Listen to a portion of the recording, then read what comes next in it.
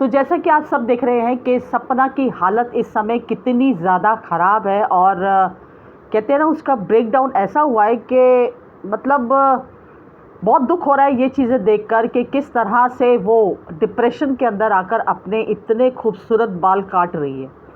और इस हालत का जो ज़िम्मेदार है वो सिर्फ़ और सिर्फ पापा जी है। पापा जी पूरी तरह से सोशल मीडिया पर एक्सपोज हो चुके हैं क्योंकि पापा जी नहीं चाहते कि वो लड़की खुश रहे, सुखी रहे अपने घर में। उनकी इंटेंशन ये है ही नहीं।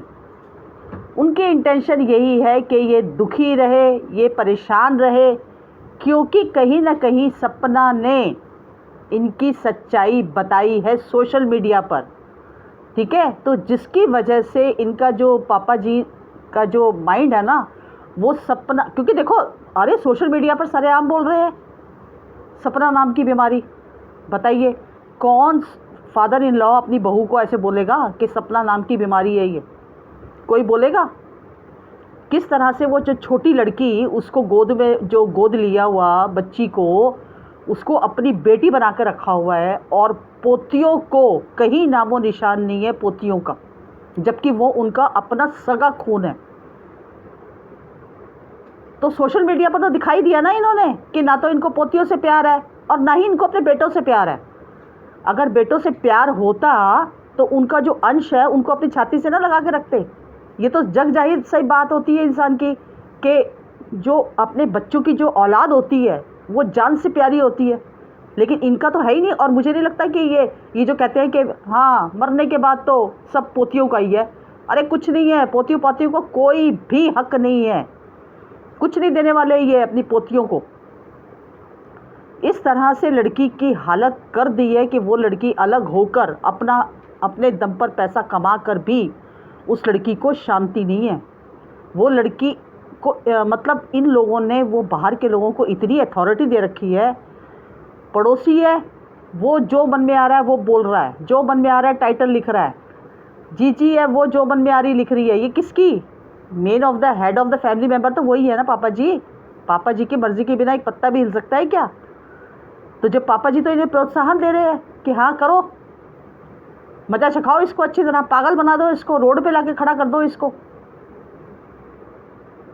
तो सबने देख लिया, जो ये लोग हिमायती थे ना, जो लोग हाय नहीं बेचारे बुजुर्ग, हाय नहीं बेचारे, अरे बुजुर्ग लोग ऐसे करते हैं क्या अपनी औलादों के साथ? और वैसे कहते हैं कि मेरे लिए तो कुछ भी नहीं है, ये धन, ये दौलत, ये प्रॉपर्टी कुछ नहीं है, मेरे बेटे ही नहीं जेब रहे तो इनका मैं क्या करूँगा। बातें दुनिया भर की इतनी करते हैं। और देखो जरा, बेटे के नाम पर जो पैसा मिला, इंश्योरेंस जो पैसा इन्होंने खाया राजवीर जी के डेथ का, वो पैसा बजाय सपना के अकाउंट में डालने के अपने अकाउंट में डलवा लिया। मतलब बेटे की मौत का जस्टिस नहीं लिया, बेटे की मौत का पैसा ले लिया। सोचो कौन पिता ऐसा होगा। तो ये पूरी तरह से ना एक्सपोज हो चुके हैं पापा जी। ठीक है, अगर पापा जी आज सही मतलब सही उनकी गाइडलाइन होती ना तो आज ये सब कुछ बिल्कुल ना होता। वो लड़की, वो जो जिज्जी है, उसको पहले तो अपने घर में भेज दिया कि जा तू जा घर में, उसके बाद ही अपने आप चली जाएगी। उस समय पढ़ाई याद नहीं आई जिज्जी की? उस समय नहीं याद आया कि 3 साल की थी तो मैं लेके आया था इसको, मैं तो नहीं भेजूंगा इसको? उस समय भी तो भेजा था ना। तो अब क्या हो गया? क्यों सपना ने घर में कदम रख लिया इसलिए हड़बड़ा गए, परेशान हो गए, हाय ये क्या हो गया? और जब से वो लड़की उस घर में गई है ना तब से ही वो लड़की डिप्रेशन के अंदर है। पता नहीं उस लड़की का ऐसा क्या बोला इन्होंने, क्या उसके साथ क्या सलूक किया है। जब से ही वो लड़की रो रो के परेशान हुई पड़ी है, उसकी आंखें इतनी मोटी मोटी हो रही है। और जब बेटी रो रही थी देखा था आप लोगों ने कैसे मम्मी जी उसके आंसू पोंछ रही थी? बेटा ना, बेटा ना, कभी आज तक अपनी बहू के तो आंसू पोंछा ना। तो मतलब इस हद तक इन लोगों ने परेशान कर दिया, इस हद तक परेशान कर दिया उसकी लड़की, वो बेचारी बच्ची को। मेरी समझ में नहीं आता, अगर उसको कुछ हो गया तो उसकी मासूम बच्चियों को कौन पालेगा? कौन है उसके आगे पीछे बच्चियों की देख रेख करने वाला? कम से कम इतना तो तरस खाओ थोड़ा सा कि उसको जीने दो। मना कर दो उसको प्यार से कि भैया ठीक है तू हमारे घर पे मत आ। लेकिन सोशल मीडिया पर जो उसको टोंटबाजी कसी जाती है ना, मतलब उसको ये भी टोंट कस, पड़ोसी कैसे टोंट मार रहा है उसको कि हमने गरीबों में खाना बांटा तो उसको जन्मदिन याद आ गया होगा। मतलब तुम याद दिलाओगे उसकी बीवी को कि उसके पति का आज जन्मदिन है? वाह,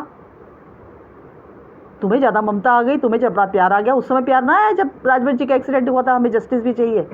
उस समय तो किसी ने भी मुंह नहीं खोला, सबकी जुबानों पर टेप लगी हुई थी। उस समय कोई भाई नहीं, कोई दोस्त नहीं याद आ रहा था। उस समय क्यों नहीं जस्टिस मांगा? उस समय मांग लेते ना, तब पता चलता कि हाँ वाकई में जाने वाले के साथ कितना प्यार था, कितनी हमदर्दी थी, कितनी दोस्ती थी।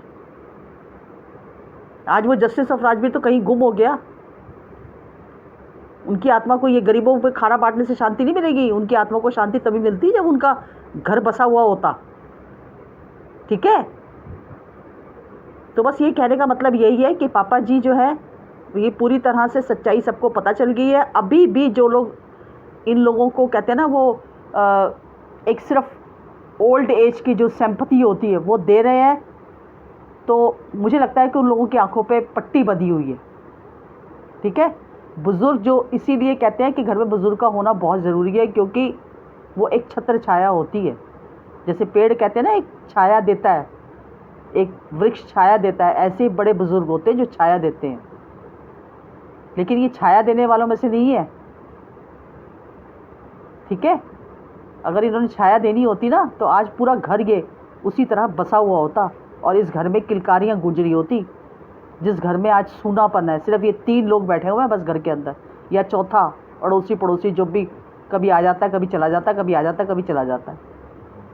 चलो कोई बात नहीं, कहते हैं ना भगवान ऊपर बैठा है सब, जो किसी की पराई लड़की को दुख देगा उसका वो ही करने वाला है। ठीक है, हम सब बस सपना से यही कहेंगे कि बेटा स्ट्रॉन्ग तो तेरे को बनना पड़ेगा अपनी बच्चियों के लिए। ठीक है, अपने लिए ना सही, अपनी बच्चियों के लिए स्ट्रॉन्ग बन, क्योंकि उनके अलावा, तेरे अलावा उनका कोई भी नहीं है। तो बस इतना ही कहूँगी। छोटी सी मेरी वीडियो थी, अगर पसंद आई हो तो लाइक शेयर सब्सक्राइब कीजिए। मिलती हूँ अगली वीडियो में एक नए टॉपिक के साथ। तो प्लीज़ जो भी मेरे चैनल पर आए इसको सब्सक्राइब कर लीजिए। ये जो मेरा चैनल, बस यही एक चैनल है। जो मेरा पहले वाला चैनल था वो मैंने डिलीट कर दिया है, क्योंकि उसके ऊपर व्यूज़ नहीं आ रहे थे, रीच उसकी बहुत ज़्यादा कम हो गई थी। तो मिलते हैं अगली वीडियो में, तब तक के लिए बाय बाय।